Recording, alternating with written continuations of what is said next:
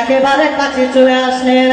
আল্লাহ নবী আমার বললেন, ও আমার সাহাবায়ে কেরামরা, আমি রাসূলুল্লাহ মনে হয় তোমাদের মাঝে আর বেশি দিন থাকবো না বাবা। ও আমার সাহাবীরা, আমি রাসূলুল্লাহ তোমাদের কাছে বলছি বাবা, আমি রাসূলুল্লাহ তোমাদের থেকে বিদায় নেব, আমি নবী তোমাদের কাছে চলে যাব। ও আমার সাহাবীরা, আমার কাছে যদি তোমাদের কোনো পাওনা থাকে, দেনা পাওনা থাকে, লেনদেন থাকে, কর্জ থাকে, আমাকে বলো না। সাহাবীরা সবাই চুপচাপ। আল্লাহ নবীর একজন সাহাবী আস্তে আস্তে গুটি গুটি গুটি গুটি পায় আল্লাহ নবীর একেবারে কাছাকাছি আসলেন। একেবারে কাছাকাছি এসে বলছেন, ইয়া হুজুর আপনি বেয়াদবি নেবেন না, হুজুর আপনি বেয়াদবি মাফ করুন, আপনার কাছে আমার কিছু পাওনা আছে, আমার কিছু পাওনা আছে। আল্লাহ নবী বললেন, বাবা কি বলো? আল্লাহ নবী সাহাবী বললেন, ইয়া রাসূলুল্লাহ ইয়া হাবিবাল্লাহ, একটি যুদ্ধে আপনার চাবুকের আঘাত আমি সাহাবী আমার পিঠেতে লেগেছিল। ইয়া রাসূলুল্লাহ ইয়া হাবিবাল্লাহ, আপনার কথা মতো হবো আজকে সেই চাবুকের প্রতিশোধটা আপনার থেকে আমি নিয়ে নিতে চাই। আল্লাহ নবী তিনি আমার বললেন, ও আমার সাহাবী কোন যুদ্ধে বলো না বাবা? ওই সময় সাহাবী বললেন, ও আমার সাহাবী অমুক যুদ্ধে আপনার ঘোড়ার কাসোয়া ঘোড়ার উপরে বসেছিলেন, আপনি চাবুক চালিয়েছিলেন, ওই চাবুকটা আমার গা লেগেছিলেন।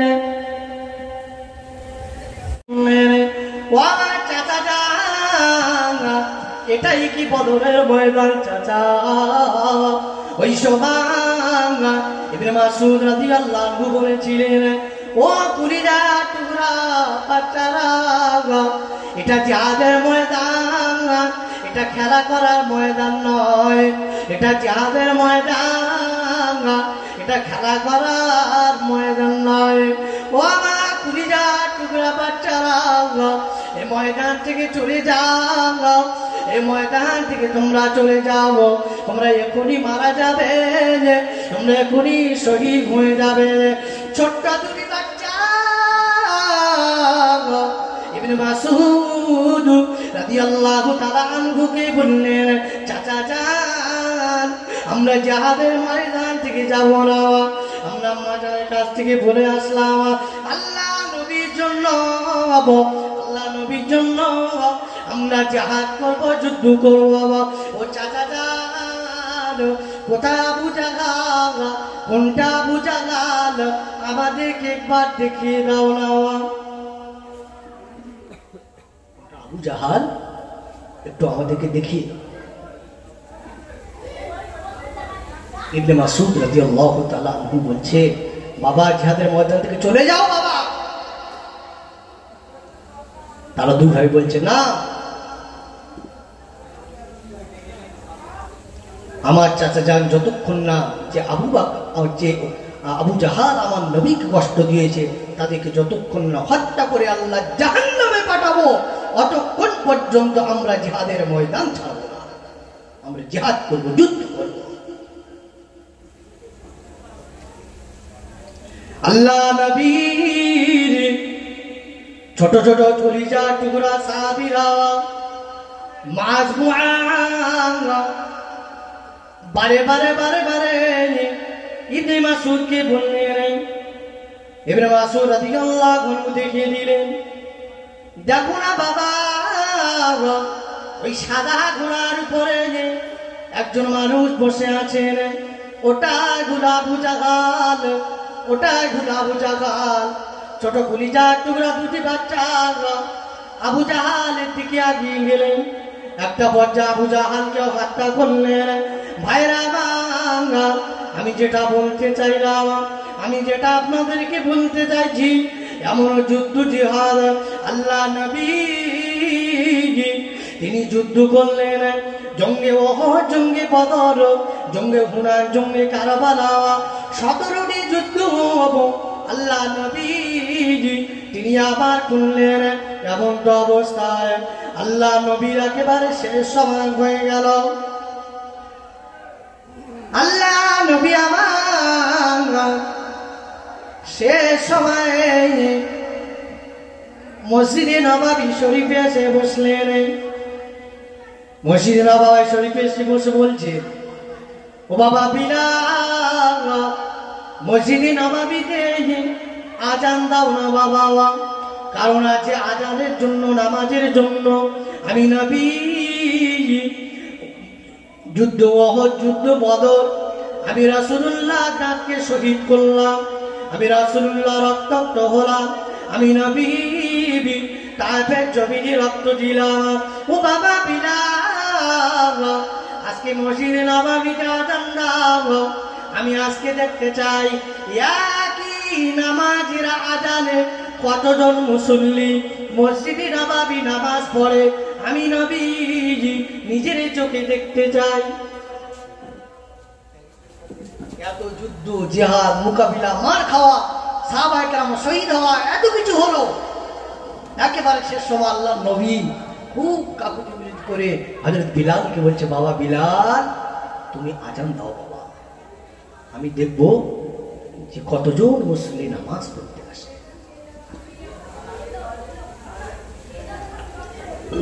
হযরত বিলাল আজান দিয়ে দিলেন, হাইয়া আলাস সালাহ,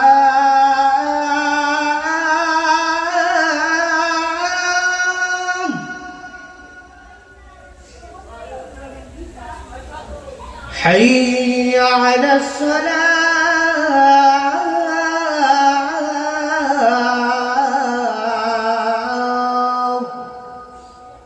বিলাল মসজিদে নববীতে আজান দিয়ে দিলেন। হযরত বিলাল যখন নববীতে আজান দিলেন, বিলালের আজানের সাথে সাথে মসজিদে নববী শরীফের বাড়ি থেকে, তাবু থেকে, পাহাড়ের উপর থেকে, মসজিদে নববীর আশেপাশে থেকে পিঁপড়ের মতো বিলবিল বিলবিল বিলবিল করে মানুষ, পিঁপড়ের মতো বিলবিল বিলবিল করে মানুষ, গোটা মসজিদে নববী শরীফটা একই আজানে, মসজিদে নববী শরীফ একেবারে কানায় কানায় হয়ে গেল। হৃদয় খুলে বলবেন না সুবহানাল্লাহ? মসজিদে নববী শরীফ একেবারে কানায় কানা মুসল্লি ভরে গেল। আজান শেষ, নবী সাল্লাল্লাহু আলাইহি ওয়াসাল্লাম বসে আছে।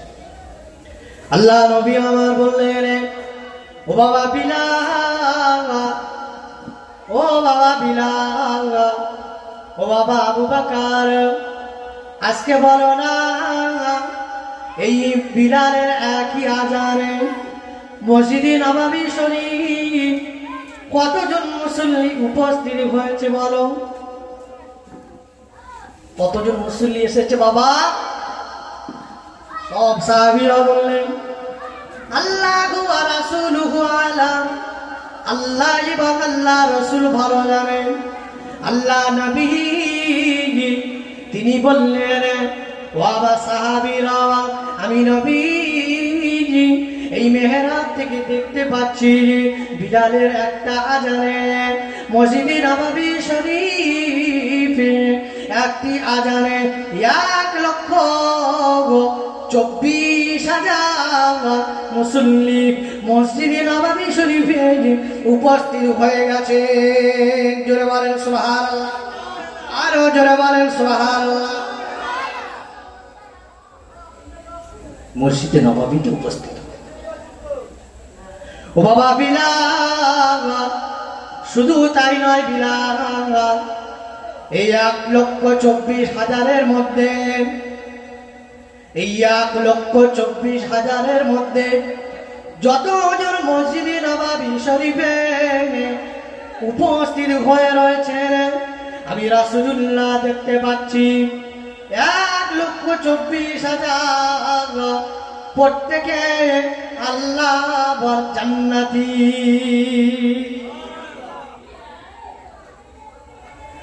একই জামাতে 1,24,000 শুধু মুসল্লি নয়, একই জামাতে যে সমস্ত সাহাবাই কেরাম, সাহাবী, মহিলা সাহাবী, ছোটখাটো বাচ্চা যারা এসেছে 1,24,000 সকলে আল্লাহর জান্নাতি।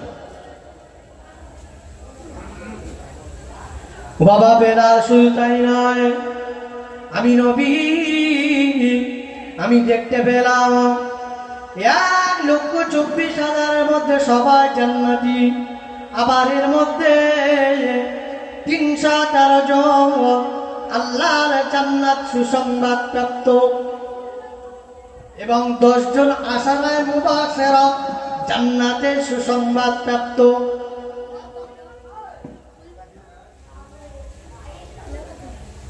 কি ফিলিংস তখন হচ্ছে। সেই বিলালের আযান আসতো বেশে হযরতে বিলালের মধুর আযান, আসতো বেশে হযরতে বিলালের মধুর আযান। যে আযান ছিল এমনই প্রেম মুগ্ধ রহমান, যে আযান ছিল এমনই প্রেম মুগ্ধ রহমান। দয়াল নবীর পিছে নামাজ পড়িলে কেমন হতো, দয়াল নবীর পিছে নামাজ পড়িলে কেমন হতো। জন্ম আমার নবীর যুগে হলে কেমন হতো, আসতো বেশে হযরতে বিলালের মধুর আযান। যে আযান ছিল এমনই প্রেমে মুগ্ধ রহমান, যে আযান ছিল এমনই প্রেমে মুগ্ধ রহমান। আবু বকর, ওমর, ওসমান, আলী দেখিলে কেমন হতো, আবু বকর, ওমর, ওসমান, আলী দেখিলে কেমন হতো। জন্ম আমার নবীর যুগে হলে কেমন হতো, জন্ম আমার নবীর যুগে হলে কেমন হতো। দয়াল নবীর জবানি ডাক, হুসাইন ডাক শুনলে কেমন হতো।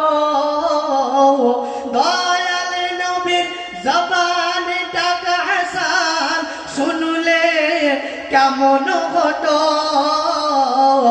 জন্ম আমার নবীর যুগে হলে কেমন হতো, জন্ম আমার নবীর যুগে হলে কেমন হতো। সেই আযান দিয়েছে হযরত বিলাল। বিলালের আযান আমার আল্লাহ আসমান থেকে শোনেন, কিন্তু বিলাল একটু তোতলা ছিলেন, কথাটা একটু জড়িয়ে যেত। হযরত বিলালের আযানে সাহাবীরা এসে একদিন অভিযোগ করলো, ইয়া রাসূলুল্লাহ, অন্য একজন সাহাবী আযান দিক না। হযরত বিলালের আযানটা অনেকদিন তো শুনি, অন্য সাহাবী আযান দেওয়ার কারণে আল্লাহ আরশে আজিম থেকে মদিনার জিবরিল আমিনকে পাঠিয়ে দিল যে নবীকে বলো মসজিদে নববীতে আজকে আযান হয়নি। আল্লাহ নবী বলছে, ইয়া আল্লাহ পাক, আমি আসরের নামাজ পড়েছি, এই ঘুরে এখনো বসে আছি, আযানও হয়েছে। আল্লাহ নবী বললেন, আল্লাহ পাক বললেন মুয়াজ্জিনের আযানকে আমি নিজ কানে শুনে থাকি আজকে কে আজান দিয়েছে। আল্লাহ অন্য একজন সাহাবী আজান দিয়েছে। আল্লাহ নবী বললেন এবং আল্লাহ পাক জানিয়ে দিলেন জিবরিল আমিনের দ্বারা যে হযরত বিলাল যেন আজান দেয়, কারণ বিলালের আজান আরশে আজিম থেকে আমি শুনি। সেই জন্য কবি বলছে যার আজানে মুগ্ধ কে? রহমান। আল্লাহ নবী প্রথম মুয়াজ্জিন বিলাল মসজিদে নববীতে আজান দেন, হাইয়া আলাস সালাহ।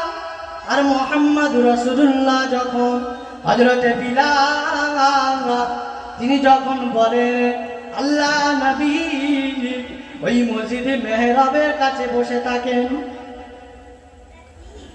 মুহাম্মদুর রাসূলুল্লাহ যখন বলেন, হযরত বিলাল আঙুল দিয়ে ইশারা করে আমার নবীকে দেখিয়ে দেয়। আজানের সময় আমার নবীকে দেখিয়ে দেয়। মুহাম্মদুর রাসূলুল্লাহ যখন বলা হয় ইশারা করে দেখান যে ওই মুহাম্মদুর রাসূলুল্লাহ সাল্লাল্লাহু আলাইহি ওয়াসাল্লাম। আল্লাহ কি ইমাম, রাসূলকে দেখছে, মুহাম্মদ রাসূল আজান দিচ্ছে। আল্লাহ নবী একটা পর্যায়ে জিহাদ যুদ্ধ মসজিদে নববী এমন করে নবী আমার মসজিদে নববী মুসল্লিদের দেখলেন। মুসল্লিদের দেখে নিয়ে আল্লাহ নবী মসজিদে নববী শরীফ আসহাবে সুফফা রয়েছে, ওই আসহাবে সুফফার সামনে এসে বসলেন। আল্লাহ নবী আমার বললেন, বিলাল তুমি মসজিদে নববীর আওয়াজ পাওয়া মদিনা মানুষদের বলে দাও, মদিনা মানুষদের জানিয়ে দাও, তাদেরকে কি বলো। আল্লাহ নবী তাদেরকে ডাক দিয়েছেন। আল্লাহ নবীর পাশে সমস্ত মদিনার মানুষ, মদিনার মেয়ে ছেলেরা, মদিনার বেটা ছেলেরা, মদিনার আবার বিদ্যা বনিতারা আল্লাহ নবীর একেবারে কাছে চলে আসলেন। আল্লাহ নবী আমার বললেন, ও আমার সাহাবায়ে কেরামরা, আমি রাসূলুল্লাহ মনে হয় তোমাদের মাঝে আর বেশি দিন থাকবো না বাবা। ও আমার সাহাবীরা, আমি রাসূলুল্লাহ তোমাদের কাছে বলছি বাবা, আমি রাসূলুল্লাহ তোমাদের থেকে বিদায় নেব, আমি নবী তোমাদের কাছে চলে যাব। ও আমার সাহাবীরা, আমার কাছে যদি তোমাদের কোনো পাওনা থাকে, দেনা পাওনা থাকে, লেনদেন থাকে, কর্জ থাকে, আমাকে বলো না। সাহাবীরা সবাই চুপচাপ। আল্লাহ নবীর একজন সাহাবী আস্তে আস্তে গুটি গুটি গুটি গুটি পায় আল্লাহ নবীর একেবারে কাছাকাছি আসলেন। একেবারে কাছাকাছি এসে বলছেন, ইয়া রাসূলুল্লাহ, ইয়া হাবিবাল্লাহ, হুজুর আপনি বেয়াদবি নেবেন না, হুজুর আপনি বেয়াদবি মাফ করুন, আপনার কাছে আমার কিছু পাওনা আছে, আমার কিছু পাওনা আছে। আল্লাহ নবী বললেন, বাবা কি বলো? আল্লাহ নবী সাহাবী বললেন, ইয়া রাসূলুল্লাহ, ইয়া হাবিবাল্লাহ, একটি যুদ্ধে আপনার চাবুকের আঘাত আমি সাহাবী আমার পিঠেতে লেগেছিল। ইয়া রাসূলুল্লাহ, ইয়া হাবিবাল্লাহ, আপনার কথা মতো হব আজকে সেই চাবুকের প্রতিশোধটা আপনার থেকে আমি নিয়ে নিতে চাই। আল্লাহ নবী তিনি আবার বললেন, ও আমার সাহাবী কোন যুদ্ধে বলো না বাবা। ওই সময় সাহাবী বললেন, ও আমার সাহাবী অমুক যুদ্ধে আপনার ঘোড়ার কাসওয়া ঘোড়ার উপরে বসেছিলেন, আপনি চাবুক চালিয়েছিলেন, ওই চাবুকটা আমার গা লেগেছিল। আল্লাহ নবী তিনি হযরত আলীকে বললেন, ও আমার জামাতা আলী, বাবা যাও না, চলে যাও, চলে যাও, ওই চাবুকটা আমার মা ফাতেমা ঘরে রাখা আছে, যাও না মা ফাতেমার বাড়িতে যাও, যাও মা ফাতেমার বাড়িতে যাও। ও বাবা আলী যাও না, ওই চাবুক চাবুকটা নিয়ে শোনা আমার সাহাবীর হাতে ধরিয়ে দাও, আমাকে চাবুক মারুক, আমাকে চাবুক মেরে এই প্রতিশোধটা গ্রহণ করুক। হযরত আলী চলে গেলেন। ও আমার পরমা স্ত্রী ফাতেমা, ওই চাবুকটা বার করে দাও, ওই চাবুকটা বার করে দাও। আল্লাহ নবী তিনি আসহাবে সুফফাতে বসা আছেন, তিনি আসহাবে সুফফার পাশে বসা আছেন। মা ফাতেমা বললেন, ও আমার হাবিবি, চাবুক নিয়ে আমার আব্বা জান কি করবেন? হযরত আলী সবকিছু খুলে বললেন। আম্মা জান খাতুনে জান্নাত মা ফাতেমা রাদিয়াল্লাহু তাআলা আনহা হাসান হুসাইনকে পাঠিয়ে দিলেন। ও বাবা যাও না, তোমার নানা জানের পিঠেতে যেন চাবুক না পড়ে বাবা, তোমাদের পিঠটা পেতে দিবে বাবা, তোমার নানা জানের পিঠে যেন চাবুক না পড়ে। খবরদার বাবা, তোমার নানা জানের পিঠে চাবুক না পড়ে, তোমরা পিঠা গিয়ে যাও, দৌড়ে চলে যাও। হাসান হোসেন আল্লাহ নবীর পাশে উপস্থিত হয়ে গেলেন। নানা জান, ও আমার নানা জান, আপনার পিঠের উপরে চাবুক মারবেন না, আপনার কলিজা ছেড়া নাতি দুপাই আমরা আছি। ইয়া রাসূলুল্লাহ, আমাদের পিঠের উপরে চাবুক মারতে বলুন। আল্লাহ নবী আমার বললেন, বাবা হাসান, ও বাবা হুসাইন, তোমাদের পিঠে চাবুক মারলে কি আমি নবী আমার উপরে হকটা আদায় হবে? আমি নবী আখিরাতে আল্লাহর সামনে কাঠগড়া দাঁড়াতে পারবো না। বাবা হাসান, ও বাবা হুসাইন, সরে যাও বাবা, সরে যাও, আমার সাহাবীকে আমার কাছে আসতে দাও। আল্লাহ নবী তিনি চাবুকটা সাহাবীর হাতে তুলে দিলেন। আল্লাহ নবীর সাহাবী চাবুক নিয়ে গুটি গুটি পায় আল্লাহ নবীর পিছনের দিকে আসে। আল্লাহ নবীর পিছনের দিকে আসে। আল্লাহ নবীর পিছনের দিকে এসে বলছে, ইয়া রাসূলুল্লাহ, ইয়া হাবিবাল্লাহ, হুজুর আপনি আমার বেয়াদবি মাফ করুন, হুজুর আপনি আমার বেয়াদবি ক্ষমা করে দেন। আপনি যখন আমাকে চাবুক মেরেছিলেন, আমার গায়ে কোনো জামা ছিল না, আমার গায়ে কোনো পোশাক ছিল না, আমার গায়ে কোনো কাপড় ছিল না। ইয়া রাসূলুল্লাহ, ইয়া হাবিবাল্লাহ, হুজুর আপনি তো জামা পরে আছেন, আপনি আপনার জামাটা খুলে দেন, আমাকে যেমন খালি গা, আমার গায়েতে যেমন আপনি চাবুক মেরেছিলেন। ইয়া রাসূলুল্লাহ, আমিও সেভাবে খালি গা চাবুক মারতে চাই। আল্লাহ নবী উম্মতের পাগল নবী, উম্মতের দারদি নবী, আল্লাহ নবী আমার সঙ্গে সঙ্গে তারা জুব্বা জামাখানা খুলে দিলেন। আল্লাহ নবী জামাখানা খুলে দিলেন।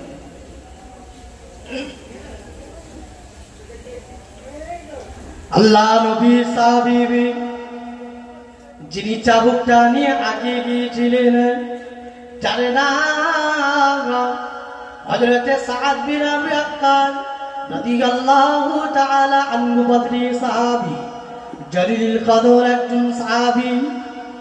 আল্লাহ নবী একেবারে পিছনে চলে আসলেন, চাবুকটা ধরলেন। আমার নবী যখন তার পিরাহান জামাখানা খুলে দিলেন, ওই সময় আল্লাহ নবীর সাহাবী চাবুকটা নিজের হাতে থেকে ফেলে দিলেন। চাবুকটা হাতে থেকে ফেলে দিয়ে আল্লাহ নবীর মোহরে নবুয়াত বলে পিঠে কি জায়গা আছে, মোহরে নবুয়াত, ওই মোহরে নবুয়াতে আল্লাহ নবী সাহাবী জড়িয়ে ধরে চুমা খেয়ে নিলে। একটু জোরে হবে না? নারে তাকবীর।